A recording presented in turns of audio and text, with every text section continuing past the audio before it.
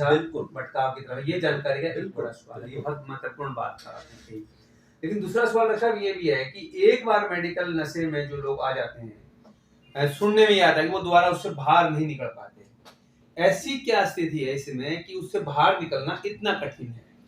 पहले तो मैं आपको थोड़ा क्लियर कर दूं, रूटीन में हम इसको नशे को 5 उसमें बांट के चलते हैं। 5 नशे हैं, कैटेगरीज मान कैटेगरीज हैं।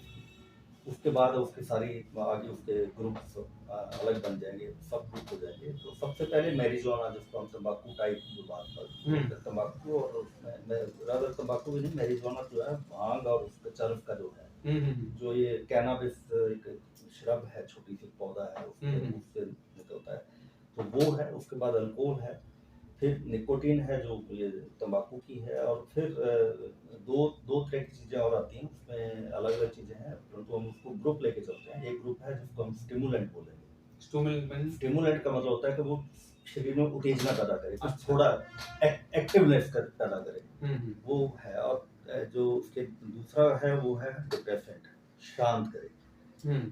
ये दोनों चीजें हम कई बार एंटीसाइकोटिक ड्रग्स में भी वो देखते हैं मेडिकली। और जो सबसे ज्यादा जो है वो है ओपिएट ग्रुप, ओपियम, अफीम से। अफीम का अपना जो उसके अपने डेरिवेटिव या उसके जैसे सिंथेटिकली जो बनी हुई चीज है। अब जो आपने सवाल पूछा, हाँ जी, ये चीज जो है वो मतलब निकल क्यों नहीं पाता? हाँ, जो मेडिकल नशे जिससे आप बात कर रहे हो कि निकल नहीं पाता, उसमें ज्यादा वो चीज जो है वो ओपिएट्स में है। ओपिएट खास करके मेडिकली मतलब ये रहेगी, हमेशा के लिए रहेगी, क्योंकि आज तक भी जो दर्द निवारक जो चीज है, पेन किलिंग जो है, वो सबसे ज्यादा ओपियम से, मतलब इससे ज्यादा कोई अच्छी चीज जो है वो नहीं है। और मैं बल्कि ये भी कहूंगा कि ओपियम से बढ़िया कुछ नहीं है हमारी मेडिकली। अच्छा, ये सबसे बढ़िया पेन रिलीवर, पेन किलिंग, मतलब ये अपने अपने ड्रग मेडिसिन है। परंतु ड्रग जो है, ड्रग मेडिसिन तक रहे तो वो मतलब आपको कोई नुकसान नहीं देगी। जब वो ड्रग बन जाए फिर वो नुकसान देगी। मेडिसिन का मतलब जब वो कोई भी चीज जो है वो एक मेडिकल हैंड में है, ऑब्जर्वेशन में है मेडिकली, चाहे वो किसी मतलब जो मेडिकल मेडिसिन को जानता है जी, उसके हाथ में है, उसकी देखरेख में है, अंडर द विजुअल, मतलब जो उसकी नजर में है, तब तक तो वो नशा नहीं है। क्योंकि नशे का असल में मतलब क्या, नशे का मतलब यह है कोई भी चीज का यूज करते हैं, यदि वो चीज यूज करते हुए आपके ब्रेन और आपके बिहेवियर इन दोनों को अल्टर करती है, तो वो एक नशे के रूप में है। अच्छा, क्योंकि वो सारी चीज जो है वो आपके, आप यूं मान लीजिए, जो आपका फिजिकल और साइकोलॉजिकल, ये उसके आपके ये जो दोनों ब्रेन के बैरियर हैं, जो शरीर का और ब्रेन का जो बैरियर है, अब उसको यदि वो ओवर पावर कर जाए, तो फिर क्या होगा कि वो उसकी एक मतलब उससे उसको नीड बनने लगे। कारण क्या होता है, जैसे आप खाना खाते हैं, क्यों खाते हैं, हमें भूख लगती है। इसका मतलब ये होता है, यदि आप भूख लगने से आधा घंटा, 10 मिनट, 15 मिनट पहले का यदि ब्लड लेवल लेंगे, तो उसमें जो ग्लूकोज लेवल है, ठीक है, वो डाउन होगा।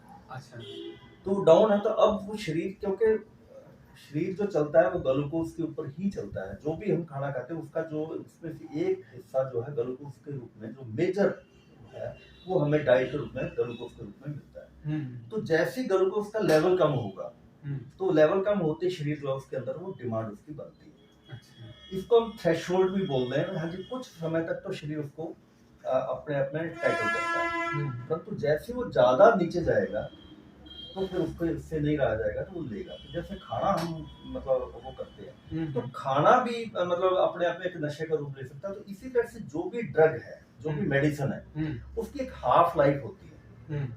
वो हाफ लाइफ जैसे उससे नीचे जाएगा, तो उसके कारण जो उसके अंदर वो चीज लेने से जो उसको एक फील गुड जो हुआ था, जो यूफोरिक स्टेज उसको थोड़े समय के लिए मिली थी, अब वो दोबारा उसी स्टेज में दोबारा आने की कोशिश करता है। दोबारा आने के लिए क्या है कि वो चीज को दोबारा रिपीट करता है, एक्सपीरियंस करता है। तो मैं इसमें मतलब ये भी है कि वो जो एक पहले तो थी उसकी एंजाइटी ना क्यूरियोसिटी, ठीक है, फिर वो हाँ जिज्ञासा थी, तो जिज्ञासा उसने कुछ चीज, फिर उसके बाद उसकी वो बन जाती है कि उसका एक्सपेरिमेंट।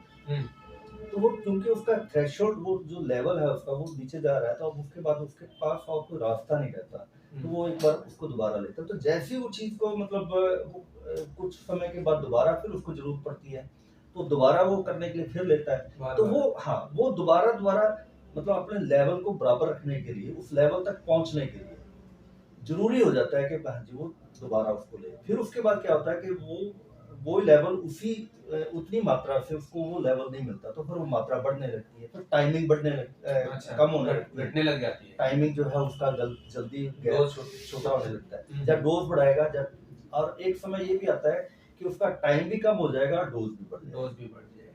ठीक है, तो उसके बाद में जो आपका सवाल था कि हाँ जी वो निकल क्यों नहीं पाता, हाँ, क्योंकि जैसे उसका थ्रेशोल्ड नीचे आएगा, तो थ्रेशोल्ड नीचे आते उसका जो लेवल है नीचे आते उसके शरीर के अंदर जो फिजिकली उसकी डिपेंडेंस होगी, तो जैसे ही होता है तो फिर उसके एक किस्म के जो शरीर के जो ऊपर उसको तकलीफ होती है उसको हम विड्रॉल सिम्टम्स बोलते हैं। तो वो जब जैसे आते हैं तो फिर उससे वो मतलब उनको सहन नहीं कर पाता, क्योंकि वहाँ उसको काउंसलिंग भी इस चीज़ की नहीं मिलती किसी से भी कहीं से भी कि भाई हाँ जी इससे निकलने का जो तरीका है तो कैसे है, कितना समय लग सकता है, उससे शरीर को क्या क्या तकलीफ है, हम कैसे उस तकलीफ को सह लेंगे, वो सारी चीजें उसको उस तरीके से नहीं मिल पाती। ये एक उसके बिना उसको जो उस हालत में जो जो उसके मान लो कि वो एक बार अपने आप को निकालने की कोशिश भी करता है, तो जो समय उसको लगना है उसमें से निकलने का, समाज भी उसको उतना ही हिम्मत देने के लिए कहीं नहीं खड़ा, परिवार भी नहीं खड़ा, कोई भी मतलब उसको नहीं मिलता कोई भी ऐसा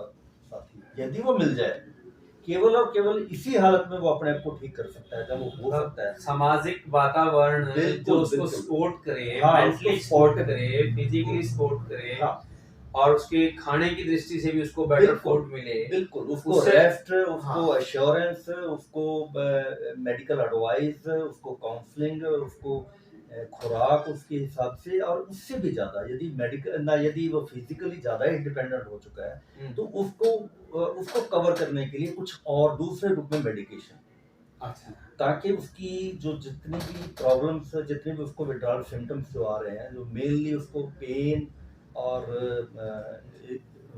डिल्यूजन्स वगैरह या कुछ और जो भी कुछ आता है, नींद का ना आना, वो जो चीजें होती हैं, ठीक है, और जो कि हर एक नशे की अलग अलग उसकी थोड़ी अलग अलग है सारी चीज, तो उनमें से निकालने के लिए जो हम उसको हेल्पिंग है जो मेडिकली जो दे सकते हैं, यदि वो नहीं मिलती है तो उसके लिए बहुत मुश्किल होता है। परंतु एक चीज जो मैं यहाँ कहना चाहूंगा वो ये है कि ऐसा कोई भी चीज नहीं है जो जिसमें से हम बाहर ना आ सके।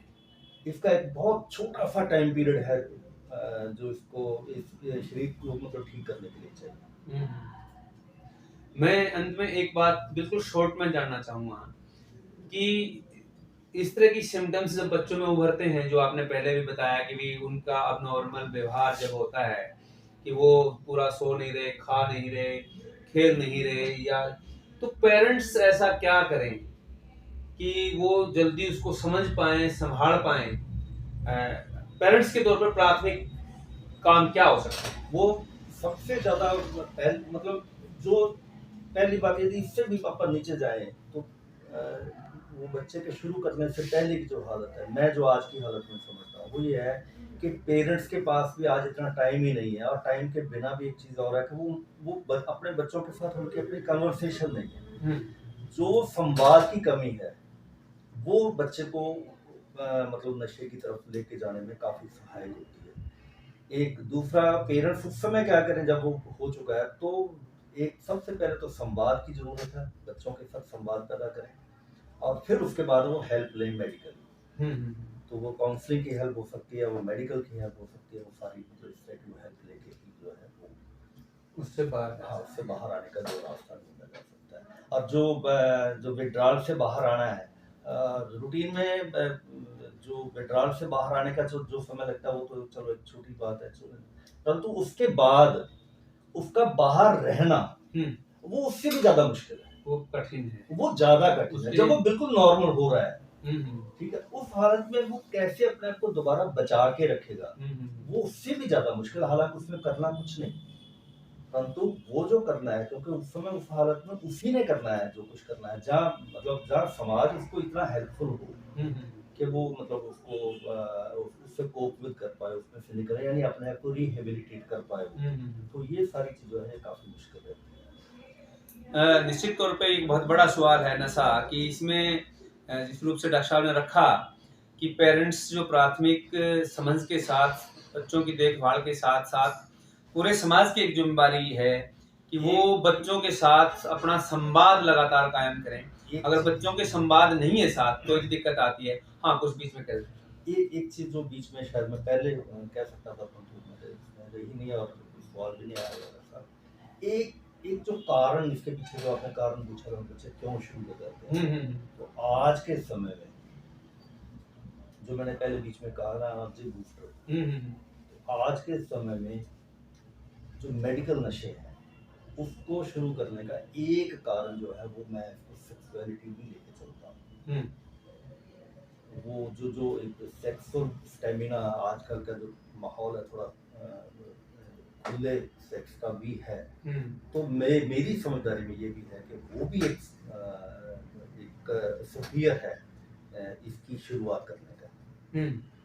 निश्चित तौर पे वो बहुत से सवाल इसके साथ जुड़ते होंगे, कई सवाल जुड़े, ये बहुत से सवाल जोड़ेंगे। लेकिन अभी फिलहाल जो डॉक्टर साहब ने रखा कि मेडिकल नशे में जाने का मुख्य जो पहला कदम है वो है कि एक हम उम्र बच्चों के साथ रहते हुए उस समूह के बार बार चीज़ों को खाने पीने की और उनकी अपनी मौज मस्ती का एक जो होता है उसमें सिर्फ अपने आप को एक एनर्जी बूस्टर के रूप में वो प्रयोग करता है और धीरे धीरे वो करते करते एक ऐसी स्टेज में चला जाता है कि जिससे बाहर निकलना उसके लिए संभव नहीं होता। हमारे साथ आज बातचीत में डॉक्टर आचार्य सिंह गांधी जी थे जिनका एक लंबे समय से डी एडिक्शन पे काम है। डॉक्टर साहब का बहुत बहुत धन्यवाद। नमस्कार।